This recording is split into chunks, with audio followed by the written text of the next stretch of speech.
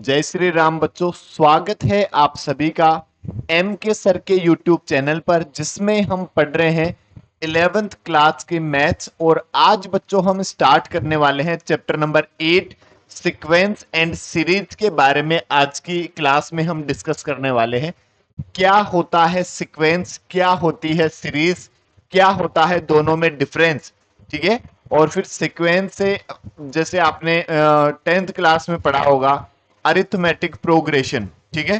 तो वो उसके बारे में क्या और भी कोई प्रोग्रेशन होते हैं क्या, और होते हैं तो किस तरह के प्रोग्रेशन होते हैं।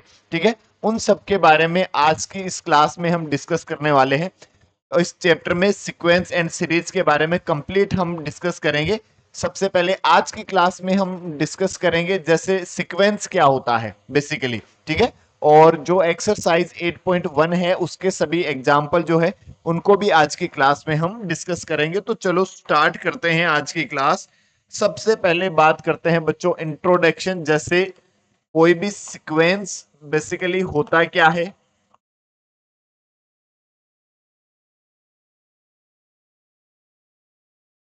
सीक्वेंस होता है बच्चों ऐसे नंबर्स का कलेक्शन जो किसी ना किसी रूल के अकॉर्डिंग कनेक्ट होता है। ठीक है। ऐसे नंबर्स के कलेक्शन को क्या कह देते हैं, सीक्वेंस कह देते हैं। ठीक है। जो कोई ना कोई रूल से कनेक्ट होते हैं। जैसे हम बात करें 1 2 3 4 एंड डॉट डॉट चलता जा रहा है। अब इसमें हम क्या देख पा रहे हैं कि इसमें वन ऐड कर दिया तो ये आ गया नेक्स्ट, इसमें वन ऐड कर दिया तो ये नेक्स्ट आ गया, इसमें वन ऐड कर दिया तो ये नेक्स्ट आ गया। और जैसे बच्चों हम यदि बात करें 1 4 16 64 इस तरह से चलता जा रहा है। अब इसके बारे में देखें, इसको 4 से मल्टीप्लाई कर दिया तो ये 4 आ गया, इस 4 को 4 से मल्टीप्लाई कर दिया तो 16 आ गया, 16 को 4 से मल्टीप्लाई कर दिया तो कितना आ गया, 64 आ गया। ठीक है। तो इस तरह के जो नंबर्स जो कलेक्शन होते हैं उनको हम कह देते हैं क्या, सीक्वेंस। ठीक है। तो सीक्वेंस बेसिकली क्या हुआ, ऐसे नंबर्स जो कोई ना कोई रूल के अकॉर्डिंग एक दूसरे से कनेक्ट हो, दैट इज द सीक्वेंस। ठीक है। और अब सीक्वेंस में कौन कौन से जो प्रोग्रेशन बनते हैं यदि हम बात करें, देखो एक तो बनता है बच्चों अरिथमेटिक प्रोग्रेशन। अब अरिथमेटिक प्रोग्रेशन क्या होता है,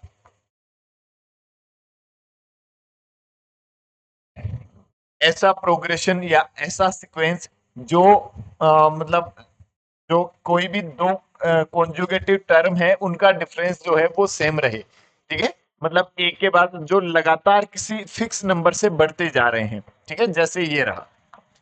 ठीक है। इसके बाद और क्या पढ़ते हैं, और किस टाइप का होता है, ज्योमेट्रिक प्रोग्रेशन। ज्योमेट्रिक के अंदर क्या होता है कि किसी नंबर को किसी कांस्टेंट नंबर से मल्टीप्लाई करने से आगे वाले टर्म्स आते हैं।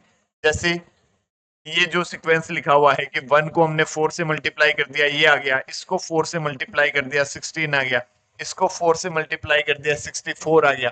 ठीक है। तो ऐसे सीक्वेंस को क्या कह देते हैं, ज्योमेट्रिक प्रोग्रेशन कह देते हैं, ज्योमेट्रिक सीक्वेंस कह देते हैं। फिर एक बच्चों इसमें पढ़ते हैं हार्मोनिक। ठीक है। Harmonic progression, harmonic progression basically किसको कहते हैं, ऐसा प्रोग्रेशन जिसका रेसिप्रोकल एपी में हो उसको हम हार्मोनिक कह देते हैं। ठीक है। और एक हम पढ़ देते हैं एजीपी, अरिथमेटिक ज्योमेट्रिक प्रोग्रेशन, जिसमें अरिथमेटिक भी हो और ज्योमेट्रिक भी हो। ठीक है। दोनों का कंबाइंड जो प्रोग्रेशन होता है उसको हम कह देते हैं क्या, एजीपी। तो इन्हीं के बारे में एक एक करके हम डिस्कस करेंगे। ठीक है। हमारे सिलेबस में अरिथमेटिक प्रोग्रेशन आपने पढ़ा है, ज्योमेट्रिक प्रोग्रेशन हम डिटेल से पढ़ेंगे इस चैप्टर में। हार्मोनिक प्रोग्रेशन और एजीपी हमारे सिलेबस में नहीं है तो इनको हम नहीं डिस्कस करेंगे। ठीक है। तो आज की क्लास सबसे पहले बात करें देखो सीक्वेंस की। अब हम इसमें बात करें सीक्वेंस, सीक्वेंस के बारे में अभी अभी हमने पढ़ा क्या कि ऐसे नंबर्स का कलेक्शन जो किसी रूल के अकॉर्डिंग कनेक्ट होते हैं उनको हम क्या कह देते हैं, सीक्वेंस कह देते हैं।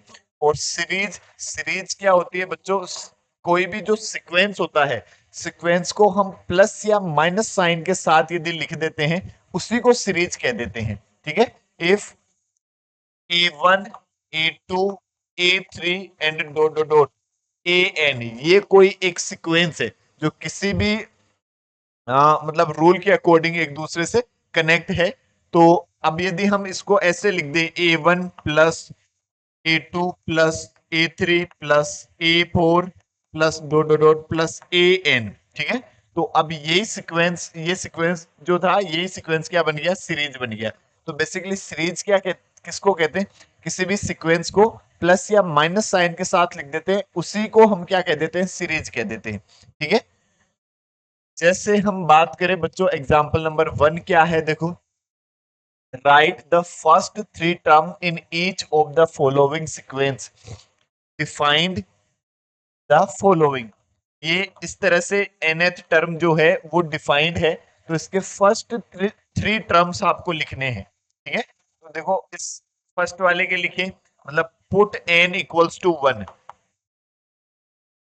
एन की जगह 1 पुट करोगे तो A1 equals to 2 multiply 1 plus का 5, ठीक है। तो ये 2 प्लस 5 कितना आ गया बच्चों, 7।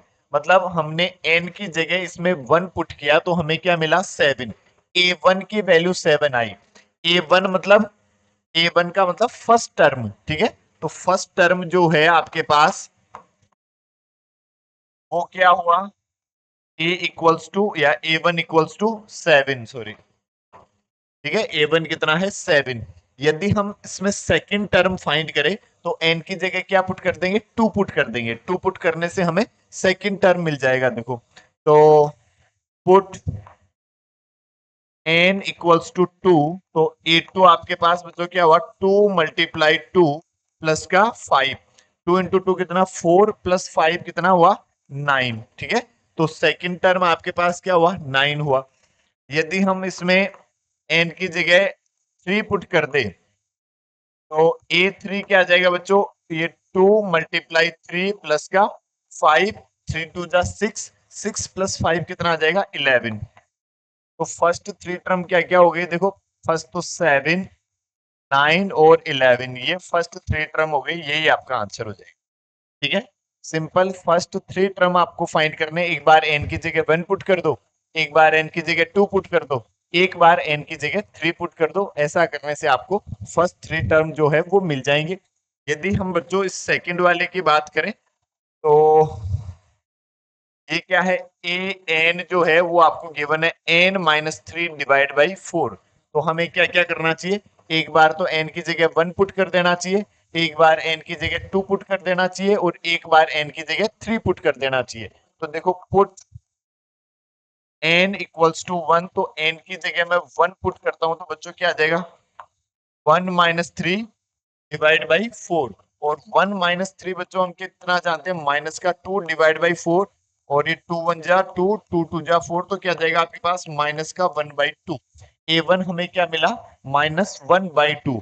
अब यदि n की जगह बच्चों मैं इसमें 2 पुट कर दूं तो A2 आपको क्या मिल जाएगा, देखो, 2-3 डिवाइड बाई 4। और 2-3 कितना, -1 डिवाइड बाई 4। ये आपको मिला A2 सेकंड टर्म।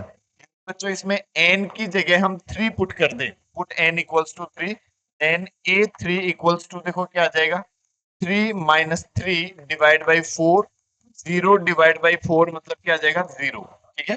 तो अब इसके फर्स्ट थ्री टर्म क्या क्या हो जाएंगे बच्चों, -1/2, -1/4 और 0। ये आपका फाइनल आंसर आ जाएगा, ठीक है। इसके फर्स्ट थ्री टर्म क्या क्या हो जाएंगे, -12, -1/4 और 0, ठीक है। सिंपल, फर्स्ट थ्री टर्म आपको फाइंड करने, n की जगह एक बार 1 पुट कर दो, n की जगह एक बार 2 पुट कर दो और n की जगह एक बार 3 पुट कर दो, बस इतना सा काम करना। नेक्स्ट यदि हम बच्चों बात करें एग्जाम्पल नंबर 2 की, तो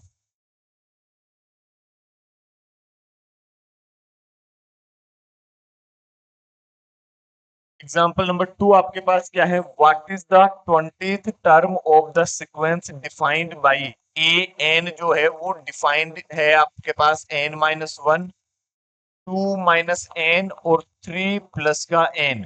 और आपको 20th टर्म आपको फाइंड करना है बच्चों। 20th टर्म का मतलब A20, ठीक है।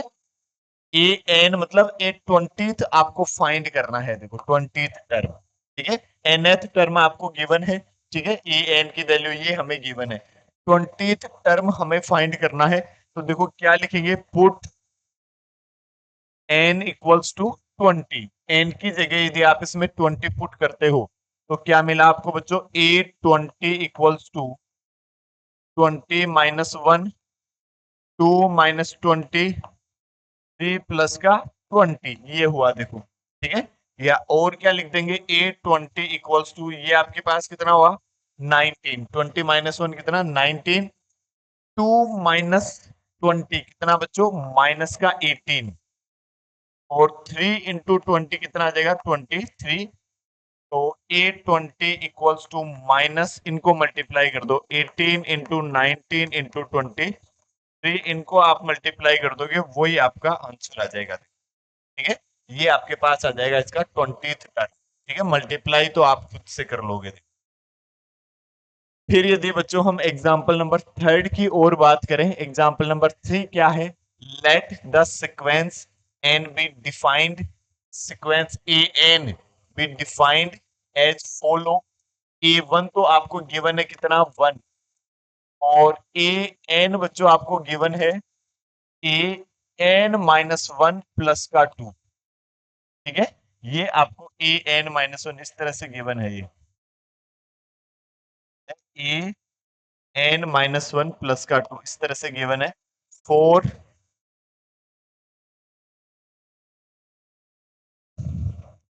4 n greater than equal to, ठीक है। ये जो है ए एन वो इक्वल है ए एन माइनस 1 प्लस 2, ठीक है। ये केवल तभी वैलिड है जब एन जो है वो ग्रेटर देन इक्वल टू है। तो आपको क्या कह रहा है बच्चों, find first 5 term and right corresponding series. इसके फर्स्ट 5 टर्म आपको लिखने हैं, ठीक है, और राइट कोरस्पॉन्डिंग सीरीज, वो कंप्लीट सीरीज आपको लिखनी है।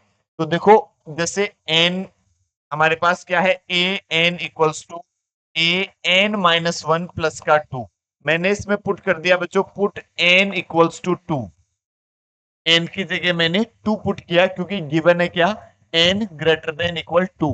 तो यदि मैं इसमें एन की जगह 2 पुट करता हूं तो क्या मिलेगा हमें, a 2 equals to a 2 minus 1 plus का 2, ऐसा हुआ। तो ए 2 इक्वल्स टू ये कितना हुआ, ए 1 प्लस का 2, और ए 1 की वैल्यू आपको गिवन है कितनी 1, तो ये ए 2 आपके पास आया कितना 1 प्लस का 2, ये आपके पास आ गया कितना 3। यदि इसमें बच्चों हमने पुट n इक्वल्स टू 3 में पुट कर दिया तो ए 3 इक्वल्स टू 3 पुट करोगे बच्चों n की जगह, तो ए 3 माइनस 1 प्लस का 2, ये हुआ देखो। और इसको क्या लिख सकते हैं, ए 3 इक्वल्स टू ए 3 माइनस 1 कितना ए 2 प्लस का 2, ये हो गया। ए 3 इक्वल्स टू ए 2 प्लस का 2, और ए 2 की वैल्यू आपके पास कितनी है 3 है, तो 3 पुट कर दो। ए 3 आपके पास कितना आया 3 प्लस का 2, ए 3 आपके पास आ गया कितना 5। अब एन की जगह यदि बच्चों हम 4 पुट कर दे, मतलब ए 4 इक्वल्स टू क्या आ जाएगा, हमने 4 पुट किया इसमें, तो ए 4 माइनस 1 प्लस का 2, मतलब ए 4 आपके पास बच्चों क्या हुआ ए 3 प्लस का 2, और ए 3 की वैल्यू आपके पास कितनी है 5। तो ए 4 आपको क्या मिला 5 प्लस का 2, ये आपको मिला कितना 7। ए 4 आपको मिला कितना 7। और यदि हम ए 5 की बात करें, पुट n इक्वल्स टू 5, तो a 5 equals to a 5 minus 1 plus का 2, ये लिखा हुआ है। n की जगह हमने क्या पुट कर दिया, अब 5 पुट कर दिया, तो 5 माइनस 1, ये ए 5 इक्वल्स टू ए 4 प्लस का 2, और ए 5 इक्वल्स टू ए 4 की वैल्यू है आपके पास 7 प्लस 2, तो ए 5 कितना आ जाएगा 7 प्लस 2 कितना आया बच्चों 9। तो सीक्वेंस हमें क्या मिला, ए 1 तो कितना है ए 1 1, ए 2 हमारे पास है कितना बच्चों ए 2 ए 2 ए 2 ए 2 ए 2 ए 2, ये रहा 3, A3 हमारे पास है 5, A4 हमारे पास है 7 और A5 हमारे पास है 9। ऐसे चलता जाएगा। This is the corresponding series. ठीक है, ये आपके एक्सरसाइज 8.1 के एग्जाम्पल जो है वो कंप्लीट हुए। अगली क्लास में हम एक्सरसाइज 8.1 के सभी क्वेश्चन जो है वो डिस्कस करेंगे। तब तक के लिए जय हिंद, जय भारत, जय महाकाल।